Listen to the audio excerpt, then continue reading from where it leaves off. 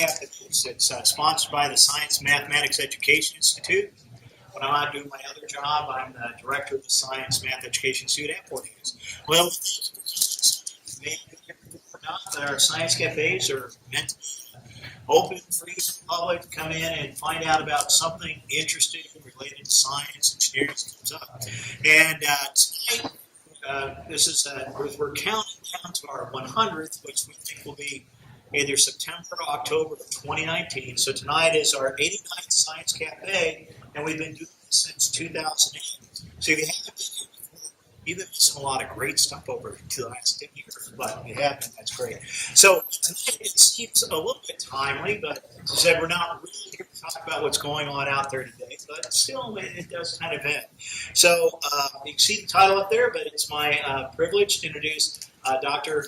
Mitch Greer to the Organics Biology to speak to us tonight. And let's give him a round of applause. So first off, I want to thank everybody for being here tonight. Mitch Greer, part of biology. And a lot of research focuses on grassland systems, and that's kind of one overarching facet that I've been able to follow. I've done stuff with wildlife, stuff with soil microbes, and then the vegetation grassland systems as well. So ultimately, I'm hoping to show how interconnected these systems are. And when we try to restore these systems in some manner, how complex of a process that is, but then show how we're able to turn kind of a small-scale restoration right here in the town of Hays into a experience at Fort Hays State. Just to give a little bit of background, it's far more prevalent.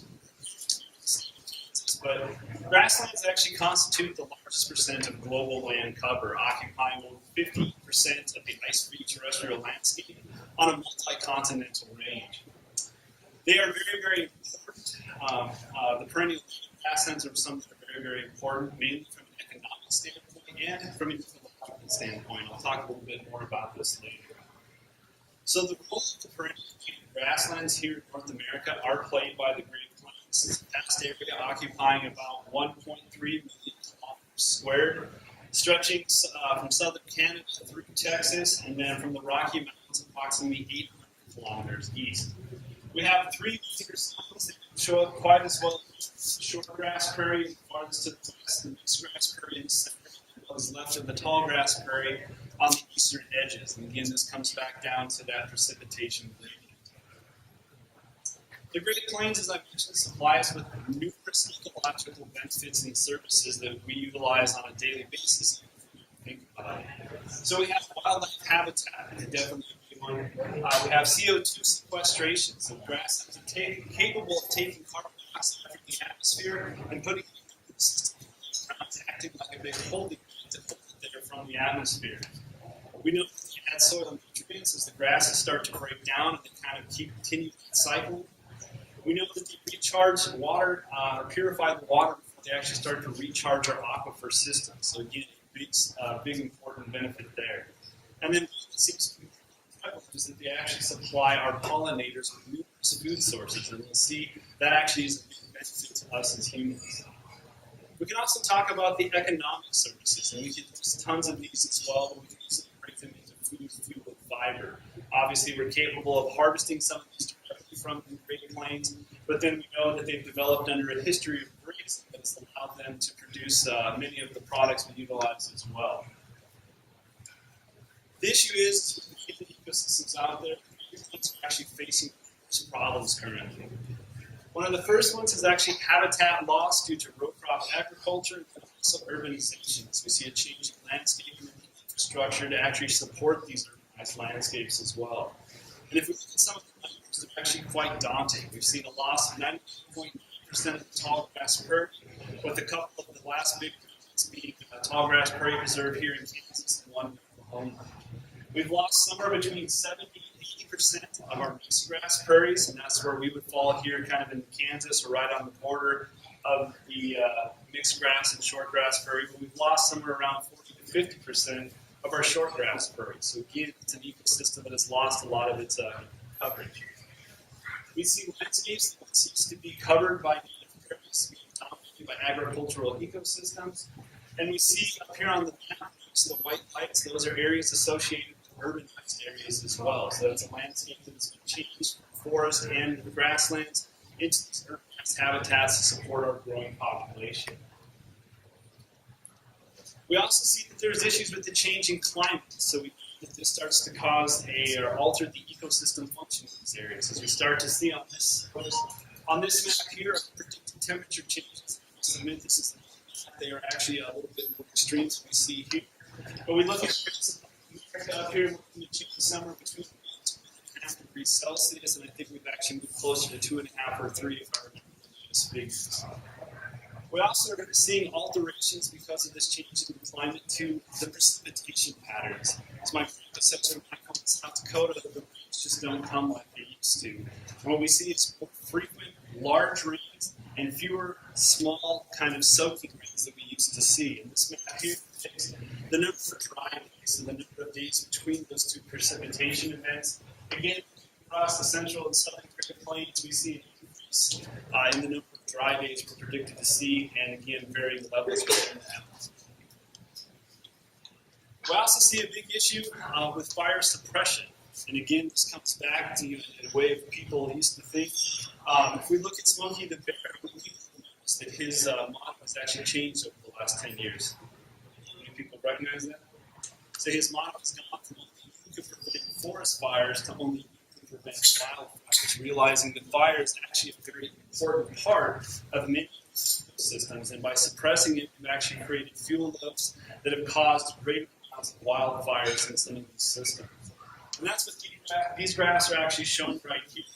So just as you can age the tree from the tree, you can experience the fire from these different areas as well by looking at the fire scars and how periodically they form. So we see here from the 1700s up until the 1800s the number of fire scars that were recorded for numerous trees. And then 1800, fire suppression definitely started to take hold. The fires these systems experience has gone way down. We throw kind of the opposite side of that up, and we look at acres of wildfires. So again, those that aren't these typical ground fires burning very slowly fuels into those that are damaging structures and being very dangerous to fight. We see that after about 50 or 60 years of suppression, fuel loads have started to build in these areas. And that's where this is from, Arizona, Mexico. The amount of years for these truly dangerous wildfires has increased along with that. So we know that in that the amount of fuel that's there. And then this is which actually focuses in habitat degradation through ecological invasion. So we can see this as species become problematic happening in one of two ways. If it's a native species, something like eastern cedar, it's normal range. Prairies a little more due to the lack of that fire. We call that encroachment, or if it's a species like old world blue sun, which is one we struggle with here in the state of Kansas, or a couple species we struggle with, it's the process of invasion. So when I talk about ecological invasion, what am I exactly talking about? Well, ultimately, it's the process by which a new species enters the human community. So a species that wasn't there entering it depends on whether it becomes problematic. As I mentioned, species, and it can be done accidentally, maybe through seed contamination, how we've received species, or through stowaways, cargo ships, or it can be done, which is the case for the vegetative species we see throughout the Great Plains, where they plant to try to restore to stabilize or highly erodible lands, but then also to be able to increase forage production on some of these marginal lands as well. There are three major stages of invasion. The first one is going to be the species or seed species is never able to make it to habitat. We do not have to worry about the process of invasion because it's not mentioned there. But just because an individual does make it to habitat doesn't mean it's going to survive long enough to actually be able to reproduce.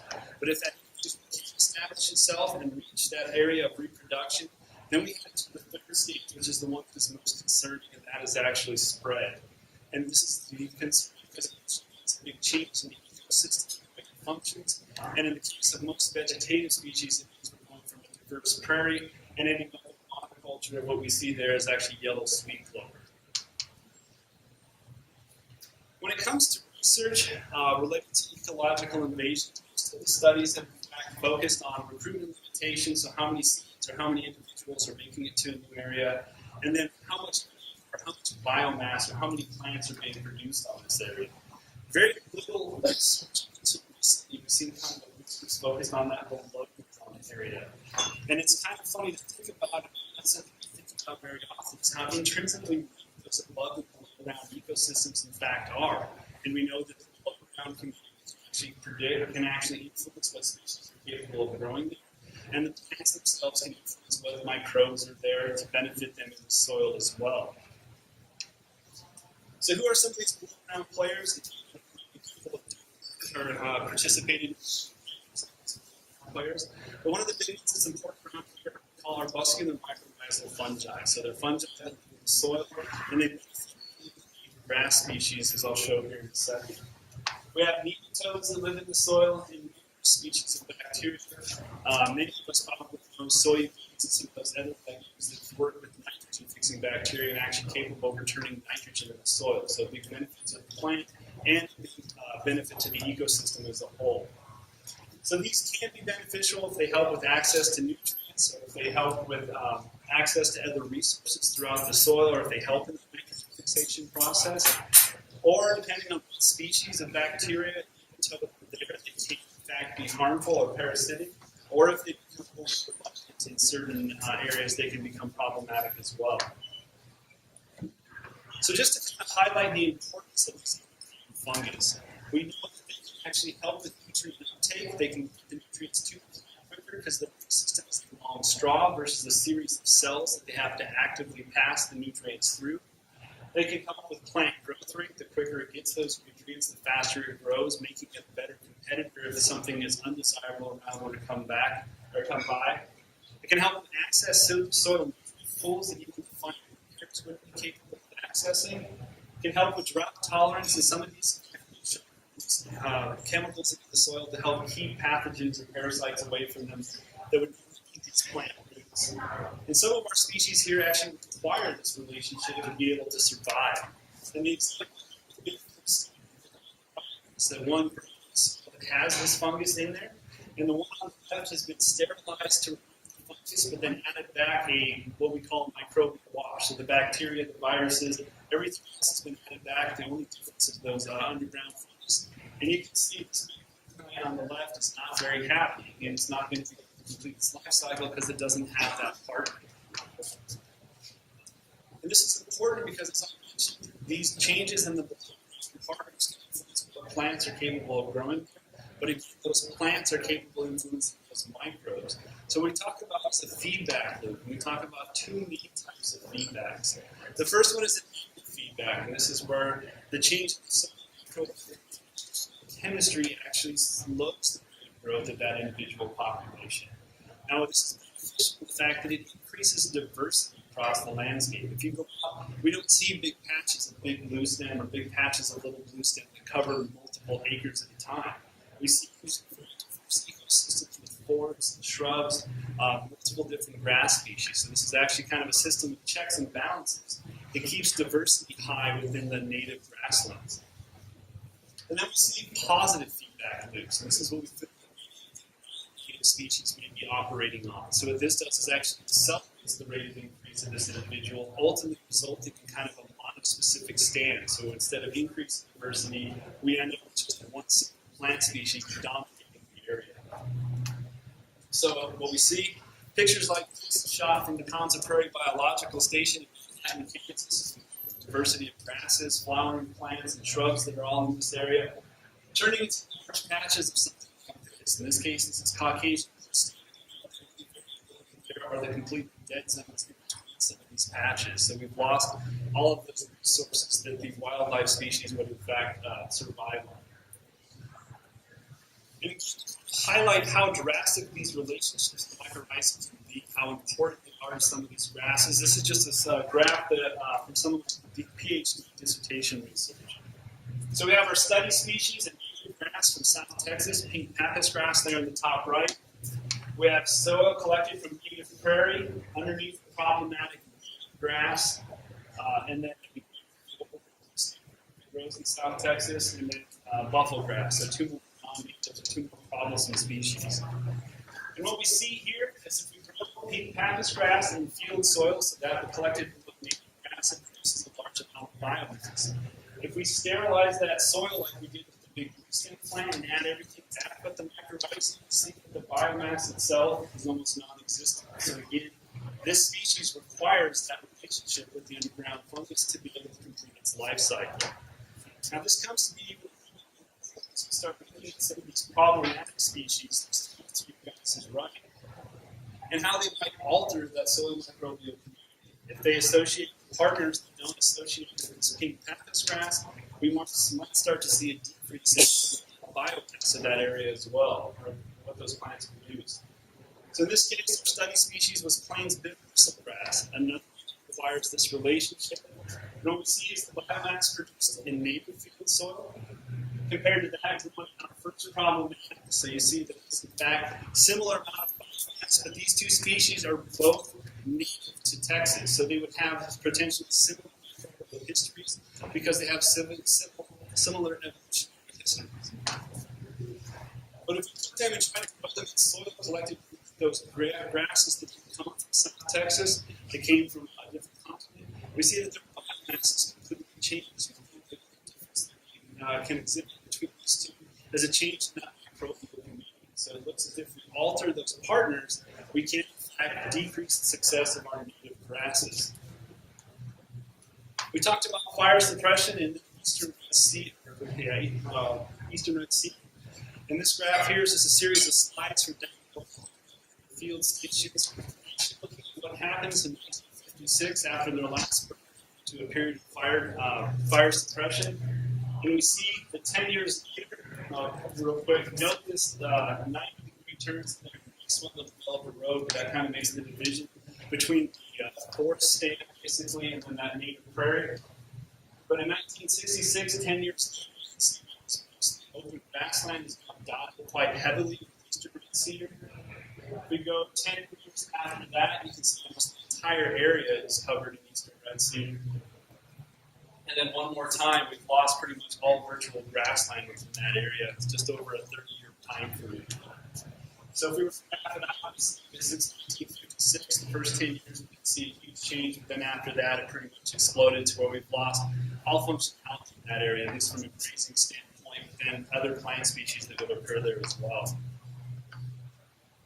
So why do we care about all this? Well, the ultimate thing is that we get a lot of goods and services from these grasslands, and they're very, very important to us from an economic and ecological standpoint.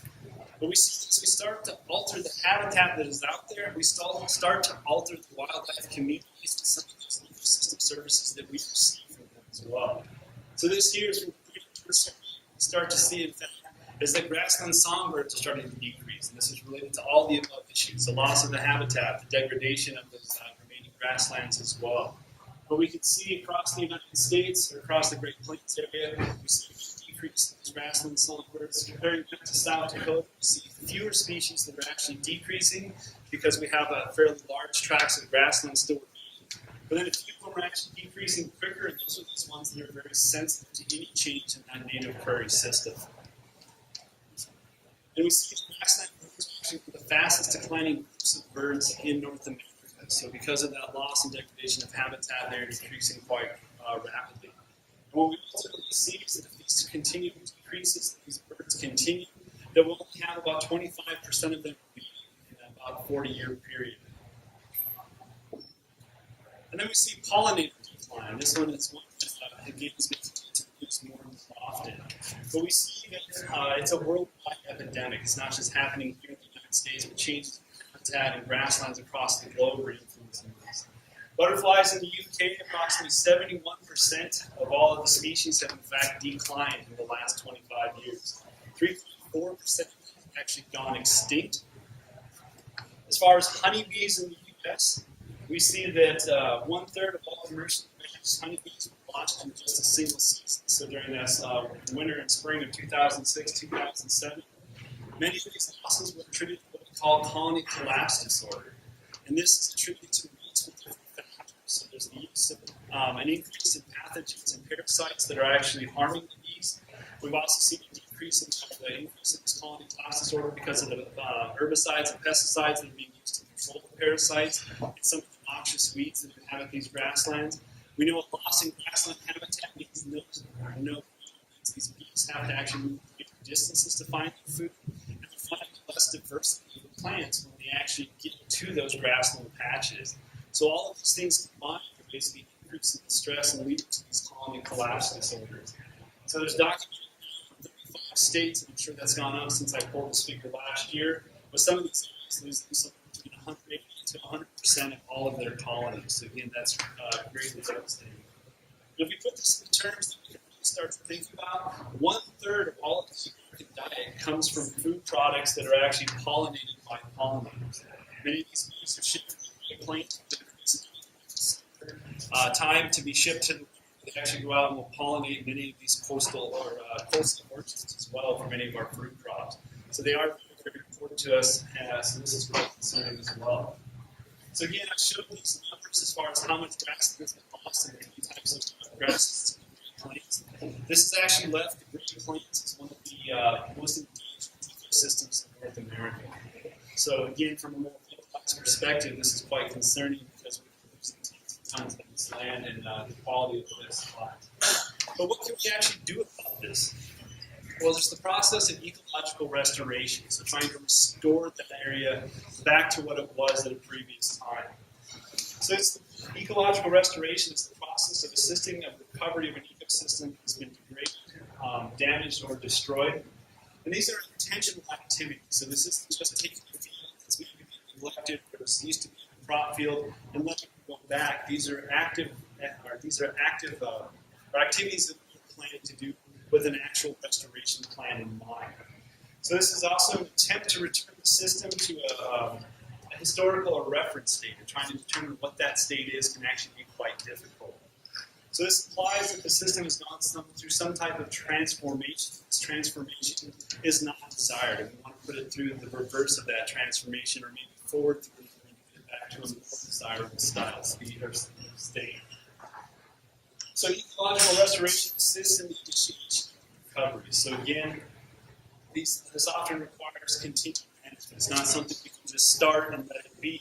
We can manage these systems for long periods of time, management changes as it needed. So I feel that stating ecological restoration is a few simple steps. It's just like it could potentially be a very easy process to fix, but it is far from easy to fix ecological restoration activities. And it's due to different factors. It's the fact that these ecological systems are interconnected. Hopefully, in my soil microbes feed into the plant community into the insect health community, and on the food chain from there. It can affect the small mammals, grassland songbirds, and then even us as humans. So it may be connected far more than actually realize. So we're just starting to understand a lot of these connections with the soil microbiome. And I was actually looking at the microbiomes of the plants, the soil, and aquatic systems, and how they are interconnected.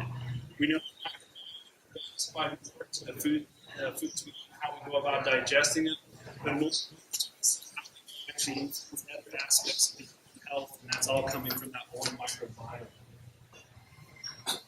So just these plants make this interconnectedness. Start thinking of all of the different levels, from the soil microbes all the way up to those upper level predators if there happen to be in the system. Another big problem is, what should our target system be? So do we try to plan for something that might have been there 100 years ago? Do we make it look like what it may be today, have that system not out there? Do we plan for what was there? Or do we actually plan for what was in the future? The climate is changing, precipitation is changing along with that. Do we need to start planting some seeds in these systems and helping them to be able to handle those changing climates as well? How do we know what it's doing? It's not a big issue. It's some of these systems, have to be complete. And we have to this for long periods of time. It depends on the stressors on those systems and how they're actually impacting them as well. And how long must it last to actually be a success as well?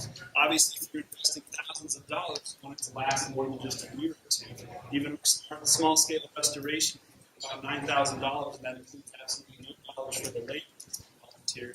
So we want that project to last for multiple years, if not indefinitely. So getting to our project, so the actual restoration. So we were working. We've kind of short in terms of the stern natural area when we talk about it for the most purpose, but again, it's a sign out there that say the Howard Reynolds natural area. And it was created by and from Howard Reynolds himself to Florida State University to actually create an educational area out there with this. So it was also supplemented with federal grants from the Environmental Protection Agency and Environmental Education Grant. That's why the nature trails are there, so that people can get out and actually visit nature, see what's going on in these systems. And it is used quite regularly by the museum to put on science days and activities as well. So they planted it with native grass and forests. Historically, horse pasture, so of course the time had kind of been down, so they planted it back to native forests and grasses. And in 2012, they actually went to supplement the plant, trying to increase the forest diversity out there. $1,200 in seeds plus the cost of the equipment, ultimately 2 or 3 years of very big drought, so very little germination was actually achieved with this planting, unfortunately. Since the second planting, the area was kind of left unmanaged. I mean, the trails were remote. We started to see some problems coming down and the ecosystem back out there. So we see an invasion by some of those conflicts I was talking about. A couple of years ago, we had a lot of Russian thistle. It actually overhung the pathways, making it hard to mow and hike those areas. We noticed grasses right along the creek that we'd like to be able to remove from there as well.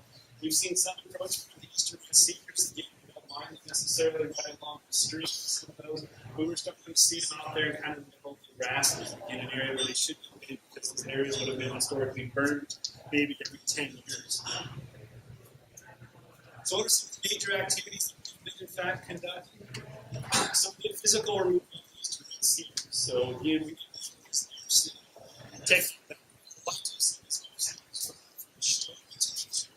correctly, we would haul them that when we conducted the prescribed burn. And this is the area that plants can actually occupy out in that grassland. And it's also helping restore some the creek and pond. It's absolutely amazing. Eastern receivers take out of the system by preventing it from hitting the ground to the roots, or how much they pull out with their roots. We've established 10 5x5 meter forest plots in the area. You can actually see those out there. Hopefully again this year or last year. If you've ever walked the trails, there's one about 10, 15 feet. It's marked with 4 red flags. Last year, multiple stages of colors of different flowering plants started to come up in there. So we did these 10 small fork plots so that we could actually go out and hand water, use the fork plots so that the seed of the dollars we put in the seed are actually going to grow and not be faced with those droughts. So some of these benefits of these flowering plants across the natural area. There's a good supply of native grass species, but the flowering plants are very spotty, so we're hoping to kind of increase them across the area. So increase the resource bases for new species. I always talk about with my students how many people live in Kansas that are in these cases. If the restaurant was Taco Bell, I always raise my kids that would work okay. Got a couple. That's what happens as we see with these innovations. Those resource bases. There's not as many resources for survive, so we start to see decreases in the grass and summer to amphibians and reptiles that we occupy this area.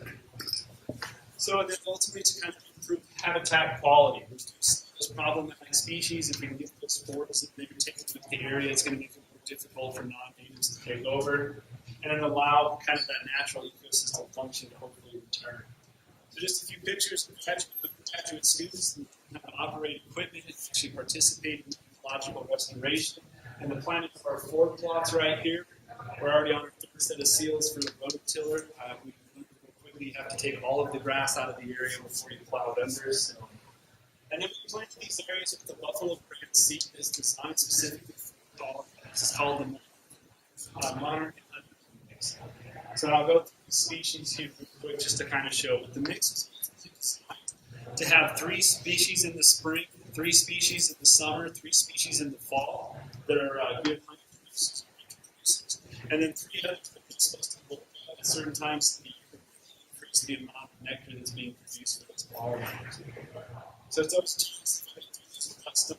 So we have firewood, lanceolated coreopsis, the purple prairie clover, western yarrow, upright prairie coneflower, butterfly milkweed, which is one of my favorites, black-eyed Susan, lemon bee balm, last year you would see standing in certain areas out there, you can see about 5 or 6 of our patches, and there's little purple squares out there, so they do a good job.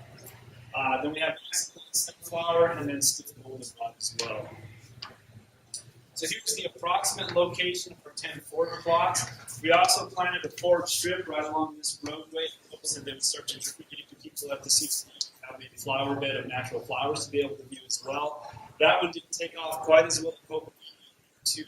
We'll see a little bit of germination. Some of the other activities, physical removal of prickly pear cactus. So if you go to the trails, you know it's quite prevalent out there, especially in certain areas. And this wasn't necessarily for ecological concern. Yes, it's going to free up more space for some of our native grasses and forests to occupy.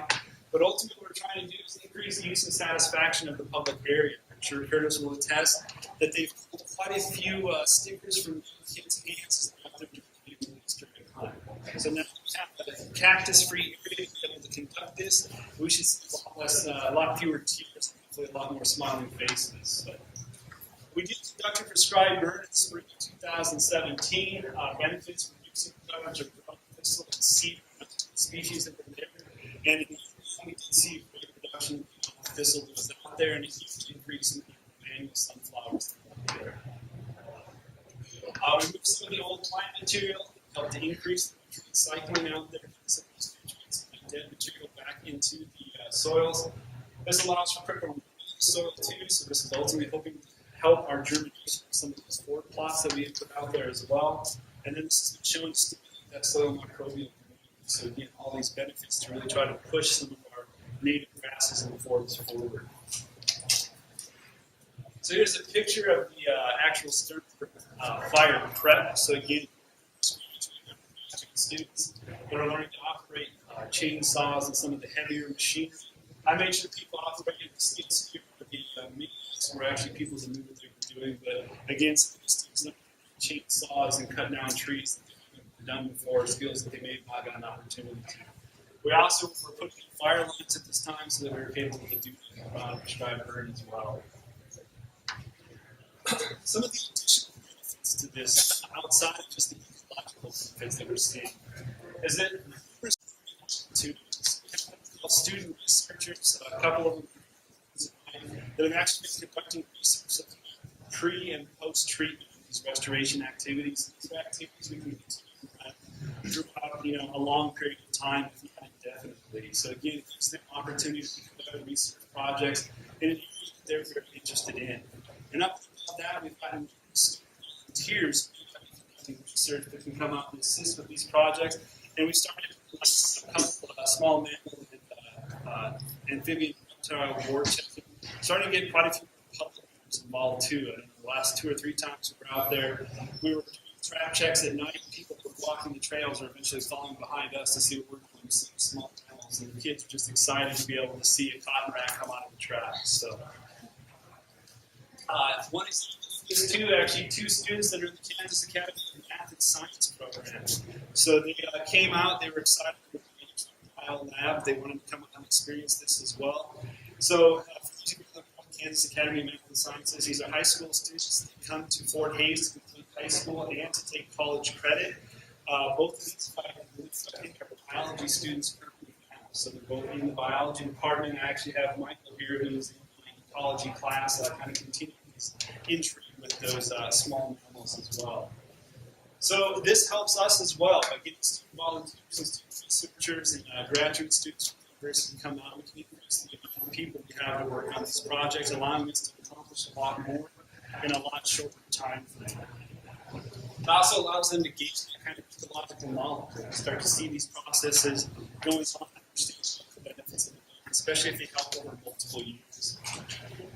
It helps with public education. Again, we can about the efforts and the potential benefits. And I can guarantee you, we've already seen a little bit of this. We're handing out flyers. Well, Ernesto was handing out flyers, telling prescribed burn. People understand so. Now that they've seen the benefit of prescribed fire can be implemented safely, people actually contacted us or the museum to say that they're appreciating what they're doing out there and that they like what is going on.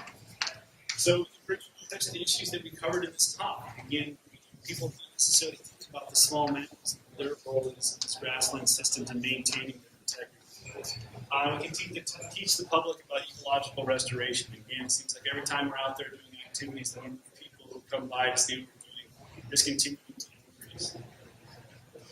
So as I mentioned, we have student researchers, multiple communities out there to kind of see how they're changing all of these restoration efforts. So we're actually monitoring the small animal population, as I mentioned out there with those. I have a couple of students that have been looking at the plant community, and ultimately, are these 4 plots going to be doing what we want them to do? Forgot to mention that we plant these in areas where those winds that will catch the seeds and help to spread them throughout the native grassland. So again, we're hoping to see that plant community will increase in the number of those flowering plant species. I have one student that's looking at the amphibians and reptiles out there by using covering boards, and we're looking at maybe expanding those efforts as well. We have a couple students, or Dr. Richard Pekauskas, the just on campus, has 2 students that have been looking at the ground those mosquitoes and ants. And one of those projects is actually put on to an individual that not to pursue a master's degree with initial data they collected on this project as well. And then we have one student who's actually looking at some of the soil microbes. Again, all of these things are connected. We should be able to see a change in the soil microbial community. Again, we can use this as an indicator of soil health and see whether we're improving the quality of soil over there. So just some of the preliminary results to show we don't actually use some numbers from these studies in this field of science. So these preliminary, so before all the activities occurred, the numbers of different species of animals that we caught out there. So you can see one of the biggest captures, in fact, the Hispanic cotton rat. On a graphical level, you can see it dominates the entire population. We hope to see some of those efforts start to increase as we get rid of some of that litter, because the cotton rat likes to bury underneath it and hide from the aerial predators. And we see some of these other individuals are more limited by being able to find seeds, and they can't necessarily force their way through that thick litter there. But I think where the most impressive numbers actually are, in fact, going to be what our students are doing with these projects. So we've had them start to present this year, last year, multiple state meetings, Kansas Academy of Science, the Kansas Natural Resource Conference, and then the John Heinrich Scholarly Activity on campus. So if we look at the total number of presentations, we see that for small mammals, we've had 2 students working on this, and by the end of the semester, they would have presented in combination 5 poster presentations and an oral presentation. Plant community, black there, 2 posters, and 1 oral presentation. Insects, those 2 students with 4, and let's continue on into a master's project now. Herpetofauna was amphibians and reptiles, and Jacob Alexander is here. We'll have presented 4 posters by the end of this semester. He's just a freshman, so he'll be continuing on for the next 4 years to build this data set a lot bigger. Soil microbes, 1 student and 2 posters, and then one of the students, Dean Strantz, is actually we're setting up his own project to get into the presenting mode. He'll start to present just kind of the history of the Sternberg and also what our restoration activities are, kind of summarizing the overall project, so that these other posters can focus more on the data being collected. So again, to me, one of the big push at Fort Hays State University being graduate teaching and graduate research, this has been to help us meet that, along with helping to educate the public as well. And then one last additional benefit is hopefully as we start to see some of these 4 plots take off and we continue to work and manage in this area, and maybe eventually we'll see something this much more, but again, restoring the natural beauty of this area as well. So with that, just a few quick thank yous. Obviously, this isn't a single person or even a small army type of job, but as you see, the previous authors have been on experience with me, Morgan Nolan and Chris Schmidt. But the undergraduate research experience, we've awarded 2 years of a grant through Fort Hays State that has supplied us with approximately $9,000 to conduct these activities and get the students to the meetings. Department of Biology and Sternberg Museum. A couple of the graduate students, my graduate students, have been out there helping probably more hours than they should, but helping me immensely. Numerous volunteers, professionals for operating the equipment, say, Elms for Vaughn for helping us do the work out there, supplying some of the equipment, some of the suppression units, and then the students from Fort Hays State. I think pretty much everyone in this room has been out there at some point helping us in some of these activities. So with that, are there any questions?